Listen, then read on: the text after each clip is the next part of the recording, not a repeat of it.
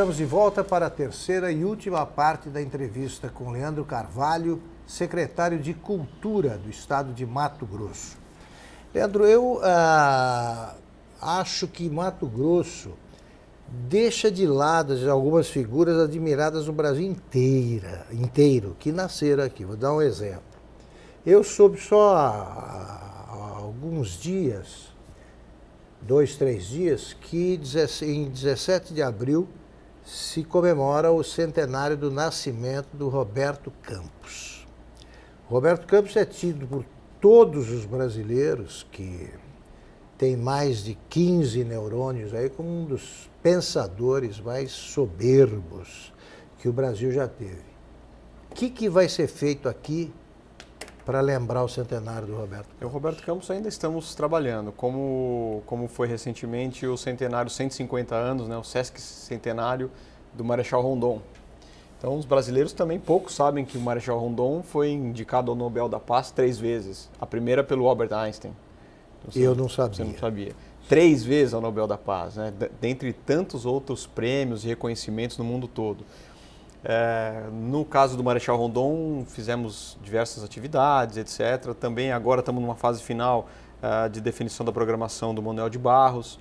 É outra figura. Outra figura importante. 2016 foi um ano... Antes que Mato Grosso do Sul se aposse, né, do Manuel de Barros. O Manuel de Barros, eu acho que ele une os dois estados, né? Ele nasceu em Cuiabá, passou a infância aqui, mas passou a juventude e a vida adulta toda no Mato Grosso do Sul. Então, ele é uma figura representativa do Mato Grosso Uno, né? Eu não vejo... Acho que nós não podemos ir por aí, né? É meu, é seu, não leva a nada, né? É um poeta brasileiro importante, nascido em Cuiabá, e que tem que ser reconhecido e tem que ser disseminado. Da mesma forma como as ideias, o pensamento e o trabalho do Roberto Campos. Me lembro da Lanterna na Popa, quando lançaram Lanterna na Popa, eu me lembro... Meu pai me deu de presente esse livro. Filho, você tem que ler esse livro aqui. É magnífico o livro. E magnífico, um livraço, né? E também é uma pessoa que é pouco associada a Mato Grosso. Enfim, o brasileiro não cultua os seus heróis, né? Isso os seus grandes pensadores, os seus grandes nomes, o próprio Villa-Lobos, né? Vai haver algum evento relacionado ao centenário de nascimento? Do Roberto Campos ainda não definimos, ainda não definimos, mas naturalmente haverá e ele deve ser lembrado à altura da sua importância. Cuiabá tem passado aí por umas intervenções urbanas em áreas que, como por exemplo na área do Porto, tem um tombamento histórico ali do estadual, né? Eu queria saber, a Secretaria de Estado tem acompanhado essas intervenções e como que está a política da Secretaria de Cultura para o patrimônio histórico? Mato Grosso tem uma legislação do patrimônio histórico muito atrasada. Essa foi uma das nossas prioridades desde 2015. Nós fizemos uma nova lei, fizemos uma minuta e convidamos a sociedade para discutir essa nova legislação de tombamento e registro. Muito pouca adesão, muito pouca gente participou dessa audiência pública, foi realmente surpreendente. E o que nos fez aguardar um pouco. Revisamos essa legislação e vamos fazer um novo processo. Aguardamos o IPHAN nos responder, dar um aval para esse texto e vamos convidar as pessoas a continuar esse debate da mudança de legislação. Hoje, qualquer mudança, qualquer intervenção, reforma, tanto nos bens tombados como na área de entorno, é preciso que a Secretaria seja consultada. Então, no caso de Cuiabá, com todas as obras, intervenções que aconteceram, acontecem e acontecerão, é importante que o Departamento de Patrimônio Histórico da Secretaria seja consultado. As pessoas às vezes não consultam, começam as obras e aí cria-se uma situação bastante delicada, onde nós temos que intervir em defesa do patrimônio histórico. No caso dos casarões ali do Porto, por exemplo, tem algum plano para revitalizar esses casarões? Tem alguma... Como parte da programação de 300 anos? Isso. Por enquanto não. Por enquanto o nosso foco está sendo no centro histórico. Pode ser que daqui até o ano que vem surja a oportunidade ou novos recursos, novos investimentos. Agora, o que eu estava dizendo antes, 2016 foi um ano muito difícil para o Brasil todo, para nós. Então, nós tínhamos sonhos, tínhamos planos, tínhamos uma programação muito bonita, inclusive para o próprio centenário do Manuel de Barros.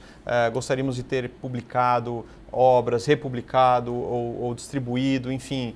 Tem uma série de ações que nós não pudemos fazer porque não tinha dinheiro, não tinha condição nenhuma de fazer. Nós estávamos ali lutando para pagar o salário dos servidores, para manter os hospitais funcionando, enfim, para pagar as despesas básicas do Estado. Então, algumas ações tiveram que ser postergadas naturalmente e agora, pouco a pouco, nós vamos retomando a normalidade das ações, esperando que nada de absurdo aconteça aí nos próximos meses.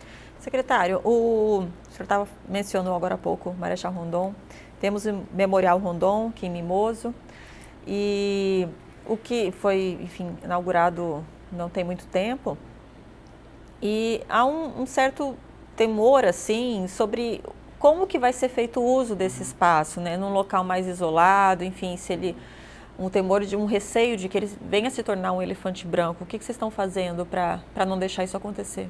Bom, nós estruturamos a gestão do espaço em parceria com o desenvolvimento econômico, turismo, ciência e tecnologia e educação. Educação porque o memorial está dentro da área da Escola Santa Claudina, construída pelo próprio Marechal, escola estadual. Turismo, desenvolvimento econômico, porque não tem sentido você ter um equipamento lindo, maravilhoso, com exposições incríveis e as pessoas ali no entorno com as necessidades mais básicas não supridas.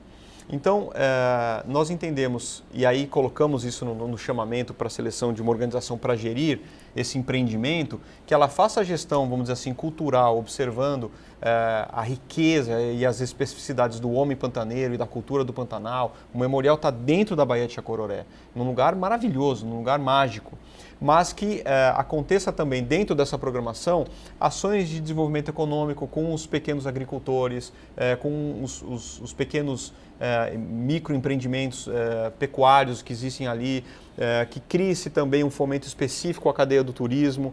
Então, hoje, esse montante que nós chegamos no valor de 1.200.000, ele é composto por 300 mil de cada secretaria.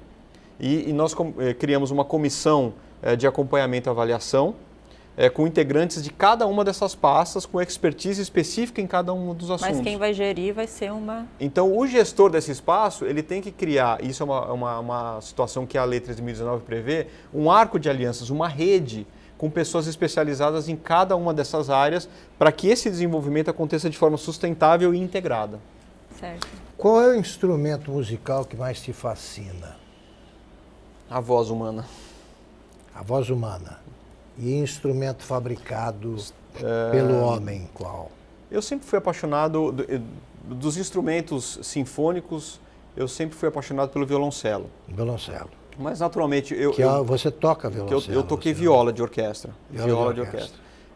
Mas a orquestra como um instrumento, a orquestra como um organismo vivo me fascinou mais do que tudo. Para um regente, claro. E o violão, ele é uma espécie de uma micro-orquestra, de uma orquestra vista pelo lado contrário da lente.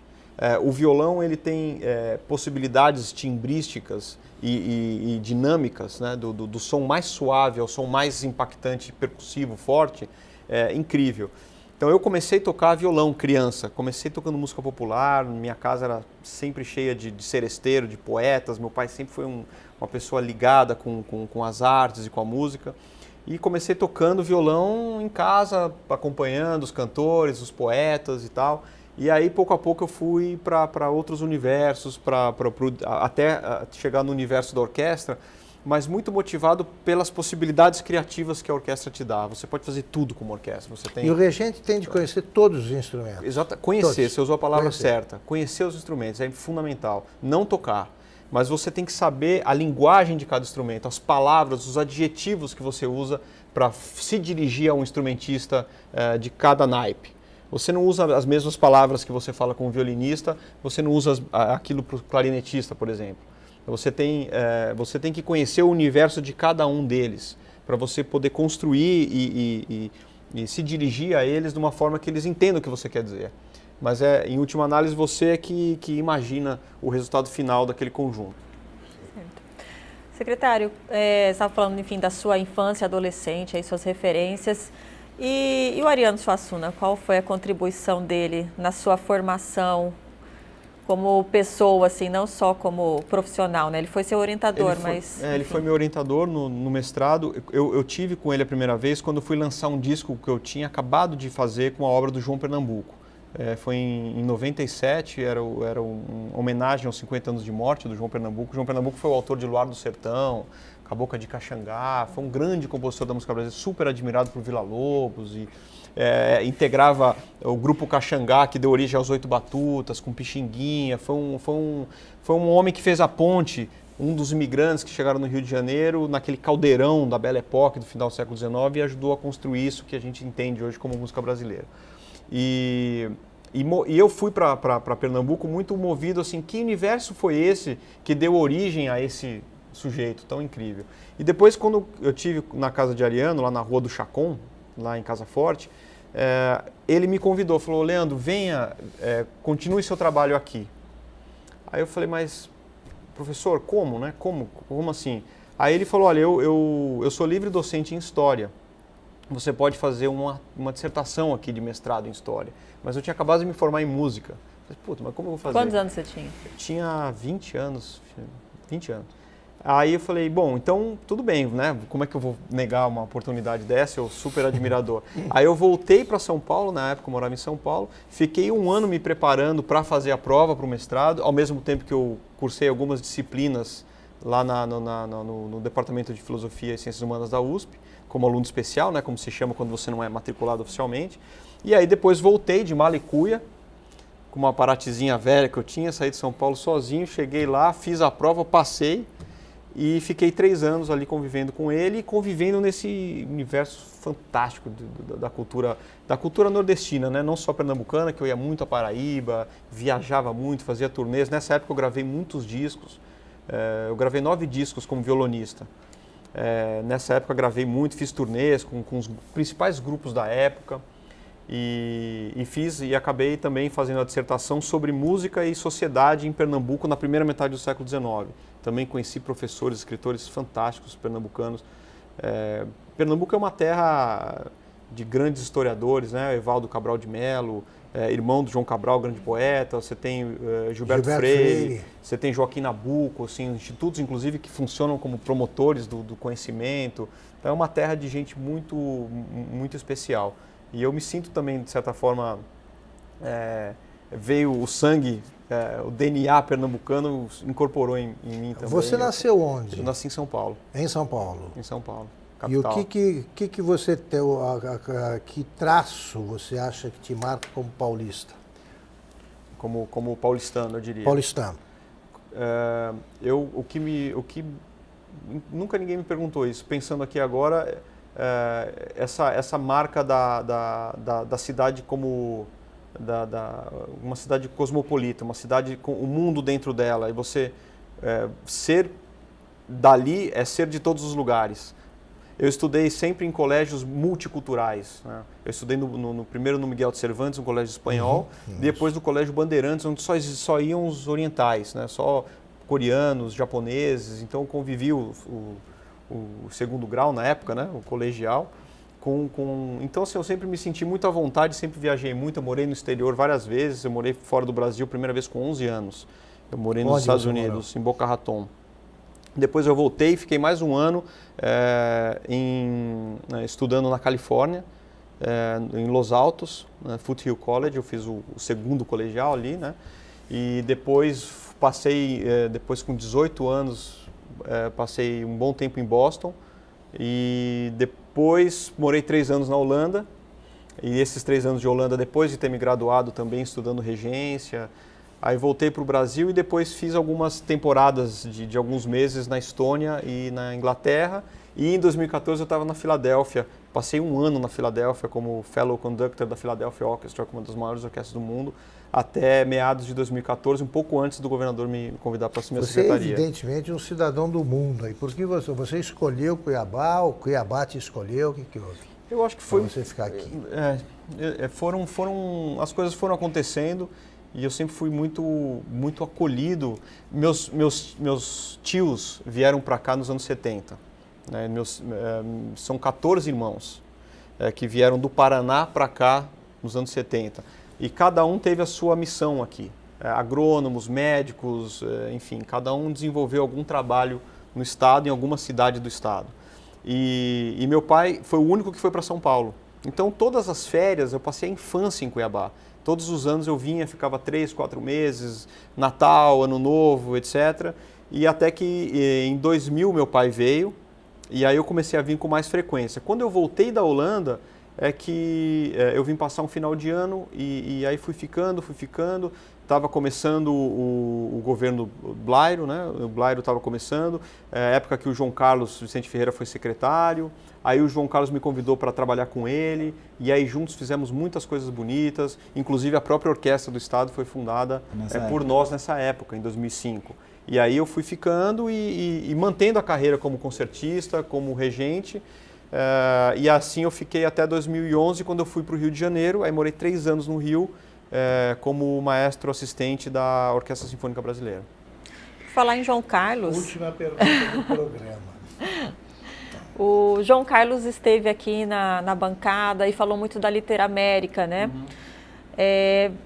Enfim, a secretaria tem algum projeto para criar de novo uma feira literária, para fazer algo nesse sentido? Evento literário? Sim, nós gostaríamos de ter feito ano passado, não fizemos por falta de capacidade financeira, né? Como eu mencionei antes, 2016 foi um ano que vários projetos tiveram que ser recolhidos, mas nós anunciamos que em breve nós convidaremos todos os profissionais, as pessoas dessa cadeia rica do livro, da leitura e da literatura, editores, escritores, universidades, enfim, para discutir 3 frentes de trabalho.